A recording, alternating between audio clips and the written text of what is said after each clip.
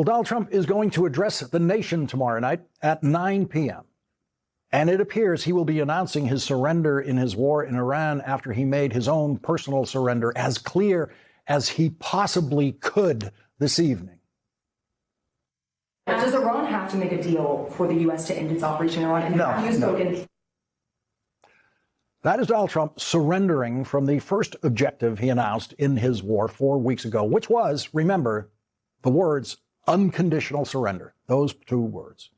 Unconditional surrender, of course, means, as we saw at the end of World War II, the surrendering country officially signing the surrender agreement, in which then both Germany and Japan at the end of World War II agreed to never fire a shot at the United States of America again and give the United States of America, in effect, complete control over their countries for the foreseeable future in 1945. That's what unconditional surrender was and is. Donald Trump quickly backed off his objective of unconditional surrender at the beginning of his war, within the first few days of his war, and to completely incomprehensible objectives, if there were any, that no one waging Donald Trump's war could ever explain to anyone. And when, much to Donald Trump's surprise and shock and amazement, Iran did the obvious in closing the Strait of Hormuz and shutting down 20% of the world's oil shipments, as well as crucial helium shipments and other important shipments through the Strait, Donald Trump's new objective in his war became opening the Strait of Hormuz that was closed only because of his war. Donald Trump kept threatening Iran with greater and greater versions of what he called obliterating Iran if Iran didn't open the Strait of Hormuz by a certain deadline, sometimes 2 days away, sometimes 5 days away. And as those deadlines approached, each one of them, Donald Trump, of course, as Wall Street expected, and as Wall Street put it, chickened out. Wall Street is where the term taco was coined, meaning Trump always chickens out.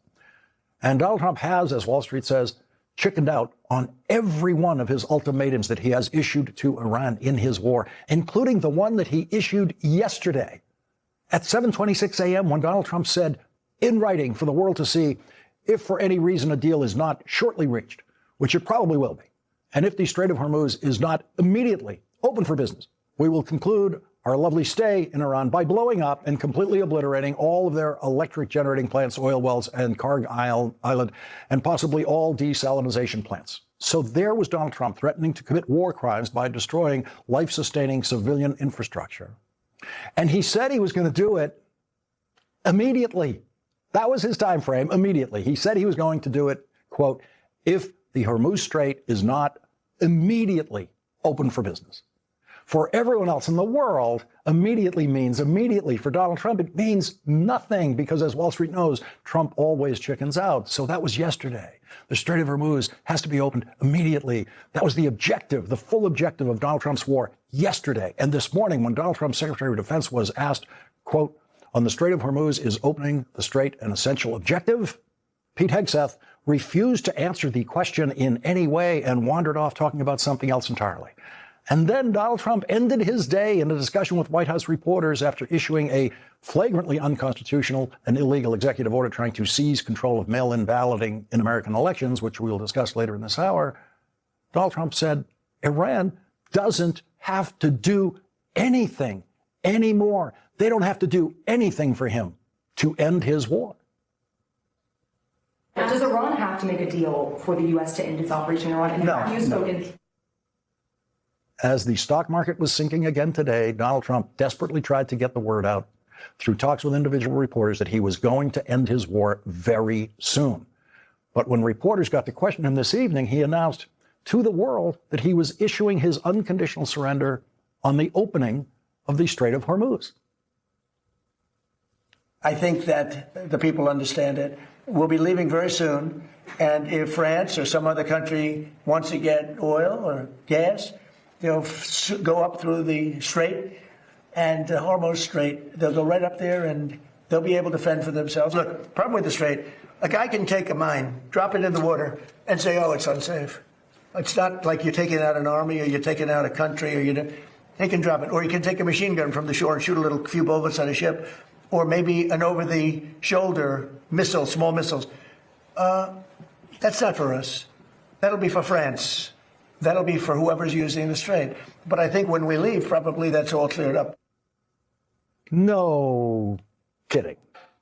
When you leave, Donald, the Strait of Hormuz will be all cleared up.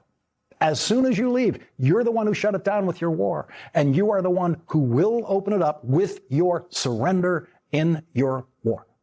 This program has resisted the edge-of-the-seat coverage about every movement of each aircraft carrier that is headed to the Middle East, or the latest announcement of the number of troops being moved toward the Middle East, because those announcements have never once included the commitment of the kind of forces, the number of forces that would be needed to invade Iran. And no, 50,000 troops is not enough to invade a country of 91 million people. That's a little bit bigger than the New York City Police Department. So no, that's not enough.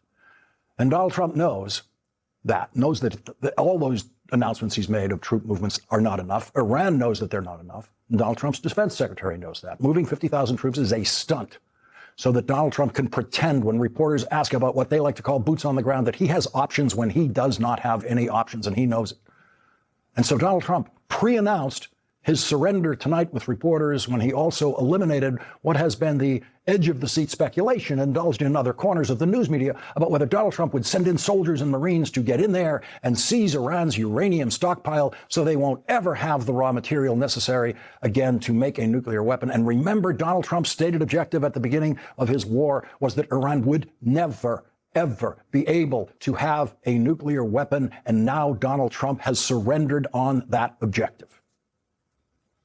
In a fairly short period of time, we'll be finished. They will not be able to do a nuclear weapon for years.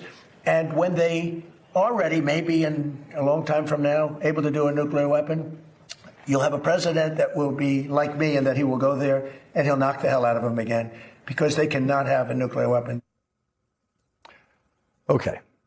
So we've gone from unconditional surrender to some years from now, another president is going to have to do the same thing, and that other president will be just like me, Donald Trump. No, Donald, there will not be another president like you. And so Donald Trump is ending his war with, as was reasonably predicted here and elsewhere from the start of his war, absolutely nothing to show for it. The same crushing dictatorial regime is in place. And every single thing Donald Trump has done with Iran since he first became president has made the situation worse for the world and for the people of Iran. Secretary of State John Kerry negotiated the deal that Donald Trump has failed to negotiate with Iran, in which Iran put in writing that they would not develop a nuclear weapon. Secretary of State Kerry brought that deal back to President Obama, complete with a mechanism for monitoring that deal, thereby accomplishing the single greatest diplomatic negotiation of the nuclear age. A singular achievement in the history of foreign policy anywhere in the world. And Donald Trump ripped it up.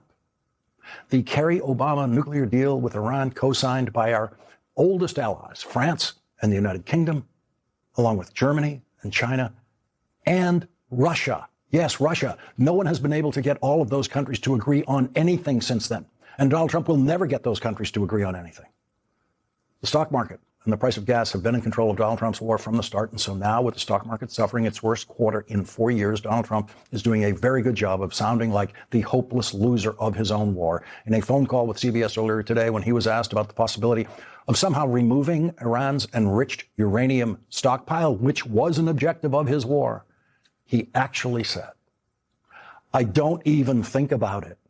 I just know that, that's so deeply buried, it's going to be very hard for anybody." First, it was an objective of Donald Trump's war. And then, in his surrender, "I don't even think about it." That is how a madman wages war in the 21st century.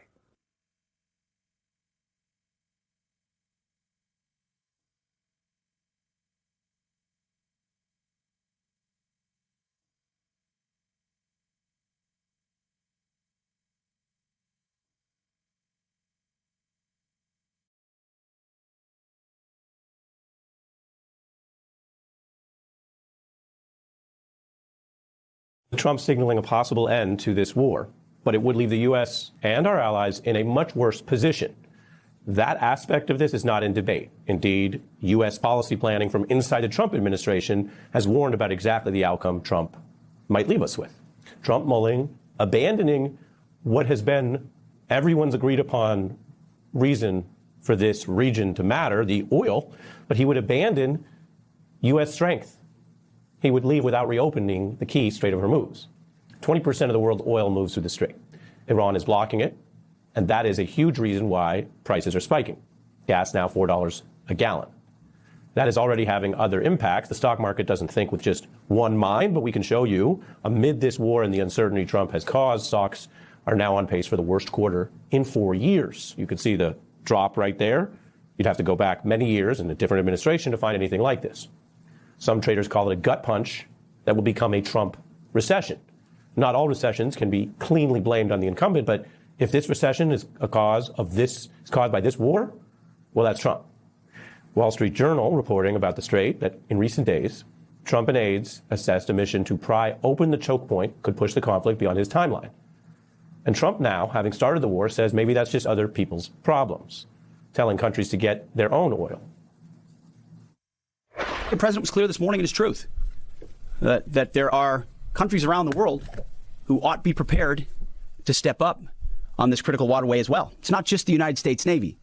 Last time I checked, there was supposed to be a big bad Royal Navy that could be prepared to do things like that. Amid this obvious policy confusion, what in energy terms might be called a surrender on the very key issue in the region, there's also talk in the White House about mulling boots on the ground, having the preparedness to do that, whether that is a strategic threat or something serious. How long can the market live with oil at that level and gas at that level? It's a gigantic headwind. Florida was at 412 this morning. I believe it was 290 before the war. Stocks getting hit. The transports, rails and truckers getting hit. Imagine Lyft and Uber drivers right now. That's how it looks out there. It's not getting better yet. Paul Krugman is a Nobel Prize-winning economist. He writes a newsletter on Substack, Paul Krugman, where he just wrote about the oil crisis getting physical. Of course, we hope people read you. I've been reading you my whole adult life, Professor, but let's start with a preview of what you've written there for our viewers tonight who might not have read it yet.